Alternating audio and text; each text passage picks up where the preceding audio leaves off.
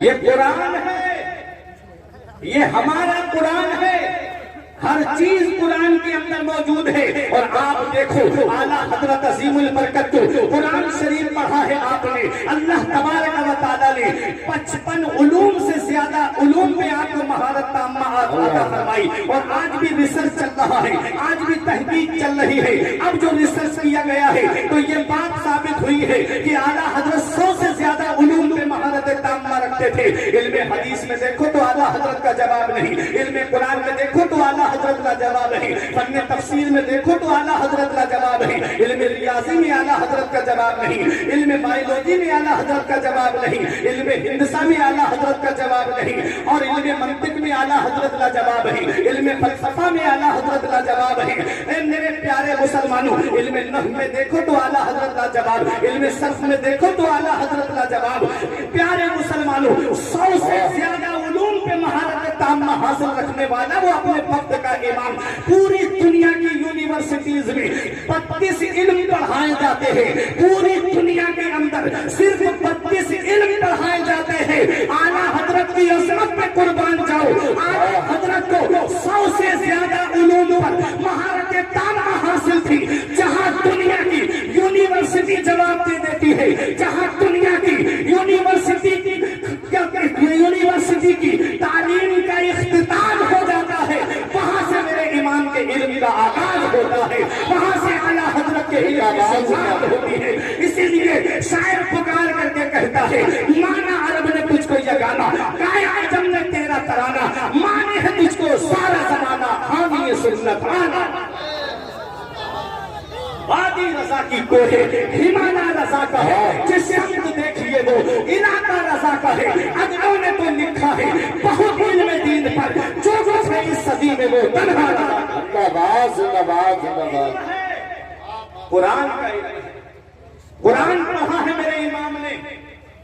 दुनिया की university fail है मेरे इमाम के सामने। ये है इल्म और ये है कुरान की शान। तो सबसे पहला कागज एक मुसलमान ने बनाया, सबसे पहला हवाई जहाज एक मुसलमान ने बनाया, सबसे पहली घड़ी एक मुसलमान ने बनाई। आज जो कागज बनता है वो किससे बनता है? लकड़ी से बनता है, लकड़ी से बनता है। तवज्जो मेरी तरफ देना। अब एक ऐसा जुमला दूंगा, अगर बाकी हाफिज़े कुरान से मोहब्बत होगी तो अब एक भाई भी खामोश नहीं रहेगा। ये मेरी उलमा से दुआओं की दरख्वास्त है। देखिए कागज किससे बनता है? लकड़ी से बनता है। लकड़ी को मशीन में डाला जाता है, बारीक पीसा जाता है, केमिकल मिला करके उससे कागज तैयार होता है। अब कागज जो है, एक कागज वो है जिसपे छोटा आ बड़ा आ लिखा हुआ है, एक वो है जिस पर ABCD लिखा हुआ है, A for Apple, B for boy, ये सब लिखा हुआ है। तो उसको बच्चा कहाँ लेके जाता है? पीठ के पीछे बस्ते पे लाद करके ले जाता है कि नहीं ले जाता है? जब वो स्कूल पढ़ने जाता है तो पीठ के पीछे लाद करके ले जाता है।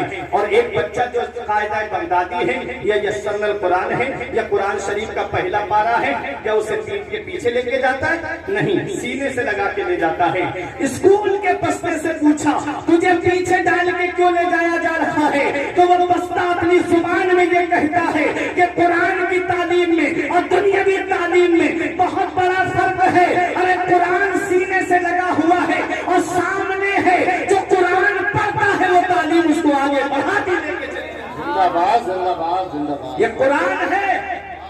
तो छोटा आ बड़ा लिखा हुआ है। उस कागज को क्या किया? करने के बाद में बच्चा पढ़ा, आगे उसका प्रमोशन होता रहा, पास होता रहा। वो बच्चा इंजीनियर बन गया, वो बच्चा डॉक्टर बन गया। वो छोटी सी किताब जो उसके अलमारी में रखी थी, बाप ने क्या किया? उसकी वो किताब उठाई, उठाने के बाद में उसको ले जाके भंगार वाले के हाथ बेच दिया। भंगार वाले ने क्या किया? उन किताबों का होटल वाले के हाथ बेच दिया। अब होटल वाले ने क्या किया? होटल वाले ने उसको अपने साइज में काटा और किसी पे समोसा रख के बेचा, किसी पे पकौड़ी रख करके बेची, किसी पे जलेबी रख करके बेची।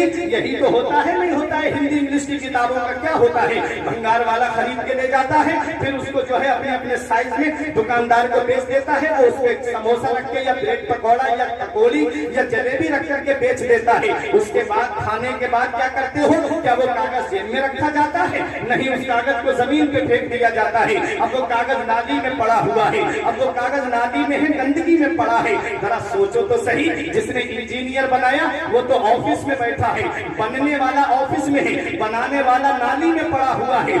जिसने डॉक्टर बनाया वो तो एयर कंडीशनर रूम में है, आईफोन चला रहा है, स्कॉर्पियो फॉर्च्यूनर से घूम रहा है, और जिसने बनाया वो नाली में पड़ा हुआ है। एक शहबाद के जिंदा दिल मुसलमानों, जश्न दस्तारे हिफ्ज़े कुरान में आने वालों, अब अपने ईमान को ताजा करो।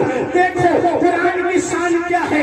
एक वो जिसने इंजीनियर बनाया, बनने वाला ऑफिस में बैठा है, बनाने वाला नाली में पड़ा हुआ है, कीचड़ में पड़ा हुआ है, गंदगी में पड़ा हुआ है। सेम मशीन है, सेम दरख्त है, सेम कागज है, लेकिन छोटा बड़ा लिखा हुआ नहीं है, बल्कि बिस्मिल्लाहिर्रहमानिर्रहीम लिखा हुआ है। उस कागज को कोई आलिम फतवा नहीं देगा, कोई मुफ्ती फतवा नहीं देगा, अरे कोई मुहद्दिस फतवा नहीं देगा। उस कागज के लिए परवरदिगार फरमा रहा है, ला यमस्सुहु इल्लल मुतहहरून। इस कागज को बगैर वुजू के छूना भी मत। जिससे कुरान लिखा है उसे बगैर वुजू के छूना भी मत। कागज एक वो है जो नाली में पड़ा है, और एक कागज वो है जिससे अल्लाह फरमा रहा है इसे बगैर वुजू के छूना भी मत। मैंने कागज से पूछा, एक कागज जरा ये तो बता, तू नाली में पड़ा है, और एक वो कागज है जिसे अल्लाह फरमा रहा है कि इसे बगैर वुजू के छूना भी मत। तो कागज से आवाज आती है, अरे कागज को मत देख, इस पे लिखा हुआ देख, इस पर कुरान लिखा हुआ है। अरे जब उलमा की तवज्जो, अरे जब कागज पर कुरान लिख जाए तो कागज मुमताज हो जाए। तो जिन हाफिज के सीने में कुरान के 30 पारे हैं, उस हाफिज के सीने का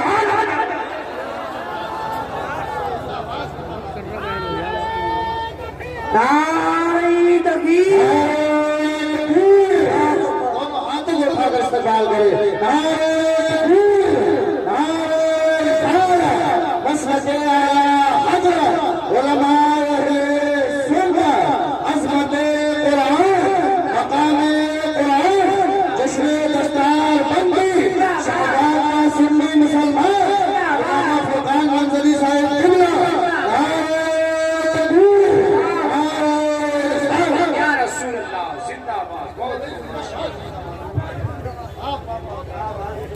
जब कागज पे कुरान लिख जाए तो कागज अजमत वाला हो जाए। तो जिस हाफिज ने 30 पारे अपने सीने में महफूज कर लिए, उस हाफिज के सीने का आलम क्या होगा, उस हाफिज की शान का आलम क्या होगा। दूर जाने की जरूरत नहीं। रामपुर वालों, मिशकात शरीफ की हदीसे पाक आका इरशाद फरमाते हैं, कुरान को जिल्द में लपेट करके आग के अंदर डाल दिया जाए तो उस कुरान को आग नहीं जला सकती।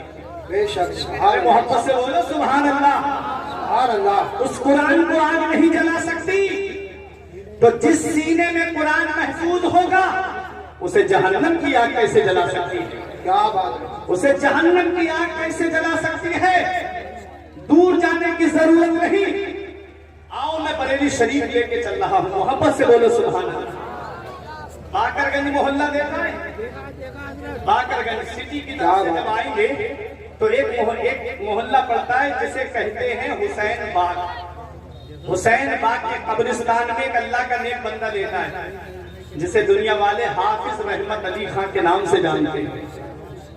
नवाब हाफिज रहमत अली खां। हमने अपने बुजुर्गों से सुना है कि रोड के किनारे जो अक्सर मस्जिदें बनी हुई हैं, ये हाफिज रहमत अली खान ने अपने माल से खर्च करके जो है मस्जिदें तामीर कर। मेरे उस्ताद मुझसे कह रहे थे कि उनकी एक बहन थी बीबी जी साहिबा। उन्होंने अपने भाई से कहा, भाई आप हमारी शादी का रिश्ता तलाश कर रहे हैं। कहा हाँ।